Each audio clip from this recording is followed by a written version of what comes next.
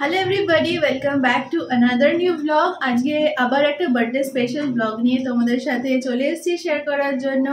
আজকে হচ্ছে 11th May and আজকে হচ্ছে আমার বাবার জন্মদিন। অ্যান্ড আমাদের এই মানে এখন পরপর সব বার্থডে চলতেই থাকবে।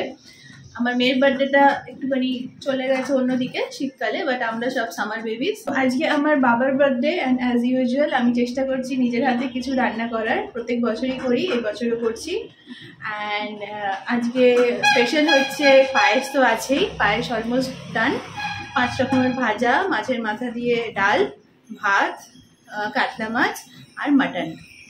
তো সেই হিসাবে মাটনটা ম্যারিনেট করা হয়ে গেছে, মাছ আর ডালটা হয়ে গেছে, ভাজাগুলো হয়ে গেছে, আর পায়েসটা অলমোস্ট ডান। দেখতে পাচ্ছ পায়েসটা হয়ে গেছে।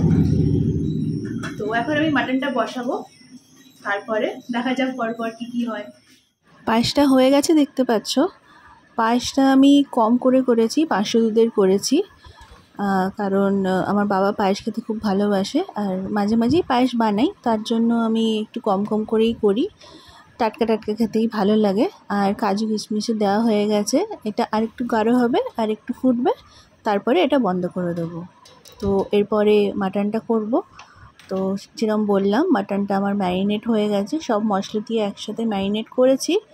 অ্যান্ড আলুটাও এখানে কাটা আছে, আগে আলুগুলো ভাজবো, তারপরে ফোড়ন দিয়ে তারপরে মাটনটা জাস্ট একটুখানি কষিয়ে তারপর জল দিয়ে বসিয়ে দেবো কুকারে। তো এইভাবেই হচ্ছে। মাটন তো আমরা জানি 2 রকম করে করা যায়, একটা হচ্ছে ম্যারিনেট করে করা যায়, আর একটা আলাদা আলাদা কড়াইতে মশলা দিয়ে কষিয়ে তারপর করানো হয়।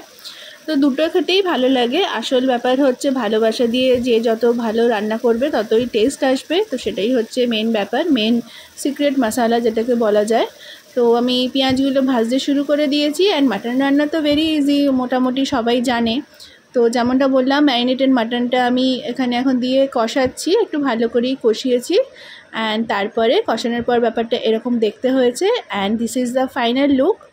একদম লাল লাল ঝাল ঝাল মাটন কারি যেটাকে বলা যায়, মাটন কারি। এটা মাটন কষা না, কারণ ভাত দিয়ে খাওয়া হবে। সাথে আছে কাতলা মাছ, মাছের মাথা দিয়ে ডাল।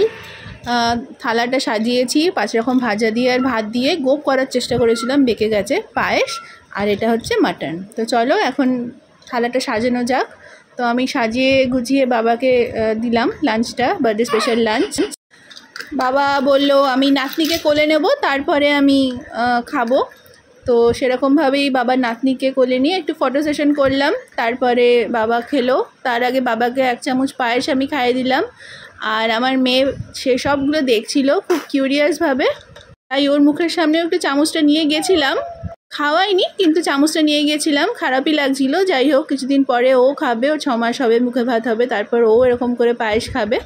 তো আপাতত এখন মিচিমিচিই দিলাম। তো এরকমভাবেই আমাদের বার্থডে লাঞ্চটা কাটলো। অ্যান্ড তারপরে চলো দেখা যাক এরপর কী হয়েছিল। ওই দিন বিকেলবেলায় আমার মেয়ের ভ্যাকসিন ছিল, 4 মাসের যে ভ্যাকসিনেশনটা হয়, তো সেটা দিতে গেছিলাম। কম গরম ছিল, সেরকম গরম ছিল না। আর ও বেড়াতে যেতে খুব ভালোবাসে, তো সেরকম কান্নাকাটিও করেনি। পেনলেস ভ্যাকসিন দেওয়া হয়, তো কান্নাকাটির তো বালাই নেই। বিকেলবেলা অনলাইন থেকে কেক আনিয়েছিলাম, এটা হচ্ছে কেক, ভ্যানিলা কেক আনিয়েছিলাম, কারণ চকলেটটা এখন একঘেয়ে লাগছে। তারপর আমরা কেক কাটলাম, মানে বাবা কেক কাটলো।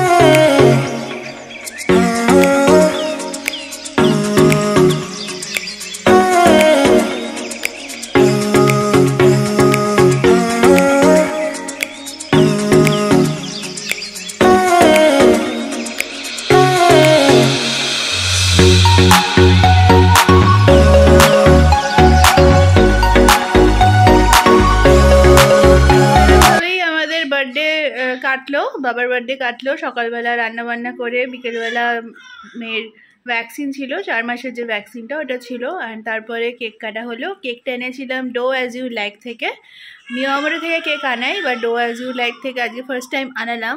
ঠিকঠাকই ছিল, ভালোই ছিল, ভ্যানিলা কেক ছিল। অ্যান্ড যেহেতু কালকে মানে 12th মে 2024 এবারে মাদার্স ডে পড়েছে, তো সেই হিসাবে ওরা একটা কমপ্লিমেন্টারি গিফট দিয়েছে। এটা খুবই আনএক্সপেক্টেড ছিল। তো তো এখানে লেখা আছে ওয়ার্ল্ডস গ্রেটেস্ট মা। তো বেশ ভালোই লাগলো, ফ্রিতে গিফট পেতে কার না ভালো লাগে, প্লাস সারপ্রাইজিং আনএক্সপেক্টেড একটা গিফট। অ্যান্ড এই বছর তো আমার ফার্স্ট টাইম মাদার্স ডে, তো সেই হিসাবে ভালোই লাগলো। তো এরমভাবে যেরকম বললাম কাটলো। যদি বলো যে আমি এই বছর বাবাকে কি গিফট দিলাম, তো সেই হিসাবে এখনও অবধি কিছু কেনা হয়নি, নিজের হাতে রান্না করাটাই মানে বেশি ভালো গিফট, তার থেকে বড় গিফট কিছু হয় না আমার যা মনে হয়। অ্যান্ড বাবার সবই ফেভারিট জিনিস আমি করেছিলাম রান্না। তো আর থ্রু আউট দ্য ইয়ার মোটামুটি টুকটাক করে জামা কাপড় কেনাই হয়, তো জামা কাপড় কেনাটা যে খুব বিশেষ একটা গিফট সেটা আমার জন্য একদমই না। তো সেই হিসাবেই রান্না করি, বাবাকে খাওয়ালাম, গিফটটা দেখা যাক পরে কিনে দেবো, পারলে শেয়ার করব তোমাদের সাথে। তো এইভাবে চললো। অ্যান্ড আশা করি আমার এই আজকের ব্লগটা তোমাদের দেখতে ভালো লেগেছে। অ্যান্ড যদি ভালো লাগে একটা লাইক শেয়ার অ্যান্ড সাবস্ক্রাইব করে দিও। পরপর যেরকম বললাম বার্থডে চলবে, হাজব্যান্ডের বার্থডে আসছে, দেন অ্যানিভার্সারি, এরকম চলবে। তো আমি চেষ্টা করব কিছু কিছু মানে ছোটোখাটোভাবেও একটু সেলিব্রেট করার অকেশনগুলো, কারণ এইগুলো যেরকম বললাম যে বছরে একবারই আসে, তো স্পেশাল তো একটুখানি করতেই হয়। তো চলো আজকের মতো ব্লগটা এখানে এন্ড করলাম। সবাই ভালো থেকো, সুস্থ থেকো, অ্যান্ড ভালো থেকো। টাটা।